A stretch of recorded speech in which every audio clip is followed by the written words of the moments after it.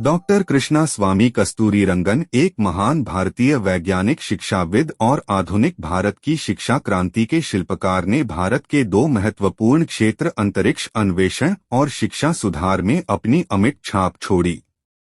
भारत के चंद्र mission PSLV के सफल संचालन, इसरो में स्वदेशी तकनीक अपनाने में इनका महत्वपूर्ण योगदान है।